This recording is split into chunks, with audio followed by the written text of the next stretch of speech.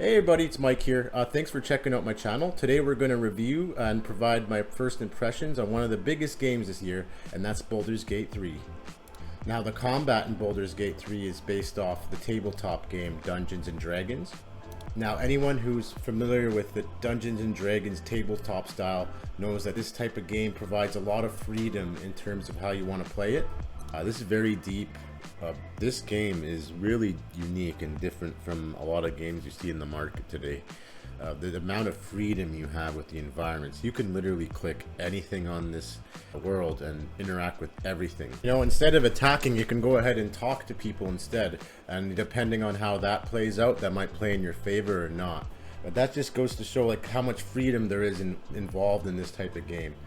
You're not going to be getting the same outcome every time. There's always different dialogue options for almost every sort of scenario. There's a customization and how you can develop your character. I'll get more into detail about that later. Just know that the customization of your character in this game is really unparalleled. From how you want to create your class. The classes are so deep. It really feels like a different game when you play different classes. So there's tons of replay value in this one.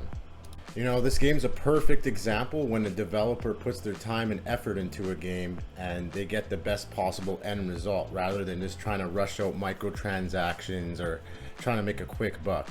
And I really hope other developers learn from this game. I really hope we see more games like this in the future. Now, and like I said, in terms of gameplay, this is a tabletop series, so a little different from a lot of games nowadays. And if you're not familiar with Dungeons & Dragons, and it's a dice styled combat game, and so it's going to be a little bit of an introduction to you, so you might have to look at some tutorials on YouTube or whatnot, but it's really not that bad, and you're really going to enjoy it once you start to understand it more. And it's not the hugest learning curve ever, but otherwise this game, that from the dialogue, geez, there's must be thousands of hours of dialogue in this game. It's just never ending. You kind of create your own little adventure, right? That's the cool thing about this game. And I'm really having a lot of fun with it. That's why I thought, just to let you know, I think this is some of the best voiceovers I've seen in 2023 so far. And this is the game, from the music and the sound, just top notch, really. So this game has a very heavy fantasy storyline, so if you're into that, you're gonna have a lot of fun.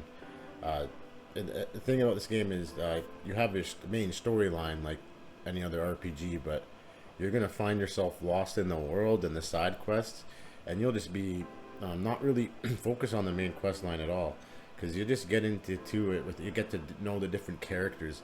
This game has some of the strongest characters I've seen in games in a while, so I think the voice acting really helps a lot with that. But I say this game has very good depth when it comes to customization and how you want to build your character and build their class. This game is really something else. For example, you'll come across certain stages where almost the environment is more dangerous than the enemies themselves. You'll be going through burning buildings, and you'll need skills, right, to hop different gaps. In this game, it's actually really important because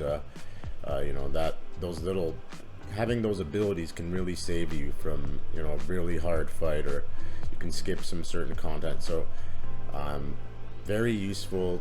I love how you build your character. Like, there's almost no wrong way. It gives you room for mistakes. At the same time, I'm not saying this game is very easy. It can be quite unforgiving at points, but at the same time, there's almost no ends to how you want to develop your character. And I just love that customization. You don't see that in many games nowadays, so I appreciate that. Really liked how the different classes play out too, and not only the customization. For example, you can be a rogue, so you can talk yourself out of certain situations. So little things like that. Each class has their quirks. I love the freedom that this game gives you. For example, I was trading with someone, decided to kill him, take all his stuff, and I'm like, the game lets you do that. If you want to throw a rock at a person, you can go ahead and do that.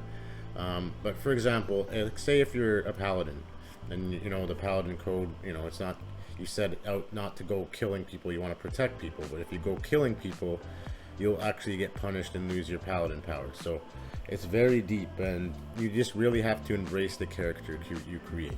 Now, in terms of the open world, this game is pretty big. It's more, there's more so content filled everywhere you go. So you're gonna be embracing a lot of the map. You got games like Assassin's Creed where they have huge maps, but you don't really get to really take in everything. In this game, you're going through every nook and cranny. There's something going on everywhere, so I really like that too.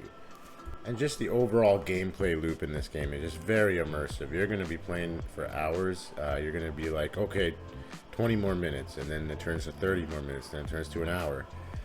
Because just the very addictive gameplay loop, you'll find yourself even going back to camp to wind things down, get to know your party a bit.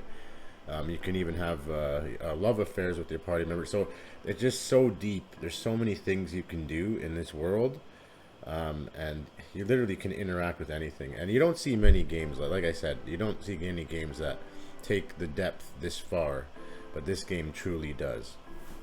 I mean, you can go and be a total badass and just kill everything and embrace the dark side. I haven't personally beat the game myself. So this is more of an impressions video, but in terms of you know, just going complete dark side, I don't know what the result is, but I'm sure it's going to be epic, and I really look forward to beating the storyline. I just find myself getting sidetracked by these side quests all the time. I mean, you can freaking talk to animals, so it really doesn't end in terms of what you can do in this world. If you want to chuck a boot at someone, you can go ahead and do that. They don't make many games like this, so I'm definitely gonna recommend this, even though it's more of a I haven't really completed this game yet, but I have a good enough feel that I can easily recommend it. Don't be intimidated by the tabletop nature of it. It's really not that bad, and you know, you can look at some tutorials if you're that intimidated. But it's really not that bad, and you're really gonna have a lot of fun with this. This game is also not perfect at the same time. For some reason, there's no party chat. At least when I'm playing this game at release, there's no party chat, so no text chat. So that's kind of odd. That'd be very useful to have in the game. And also, more of a thing that would be great is if they had regular autosaves. I don't know if it's too much to ask for, but when I get so into this game, I forget to save all the time. So that'd be great to have. In terms of quests, for more casual players, they might get stuck at some quests. You might have to rely on YouTube guides for certain quests, but yeah, no, at certain quests you can definitely get stuck, and it might not be clear on where to go. But yeah, that's those little things. Other than that, this is an excellent experience, and I can easily recommend this. Another huge thing about this game, you can play the entire thing cooperatively. So you're going to enjoy it with your friends, and there's tons of replay value. And just the nature of this game, you're just going to have fun playing it with other people. Honestly, Baldur's Gate 3 is really rewarding in terms of gameplay. So I'm going to, like I said, I'm going to highly recommend it. I cannot recommend it enough. And if you're looking to get a lot of value, developers are saying, you know, it's going to take around 100 hours to beat. I'm thinking, no way. You're going to want to re-roll new characters. You're going to want to... this game is going to soak hundreds of hours, so you're definitely going to get value off this one. Anyways, that's all for my first impression / review of Baldur's Gate 3. If you like this type of review, please consider checking out my channel and consider subscribing. We'll see you on the next one. Bye.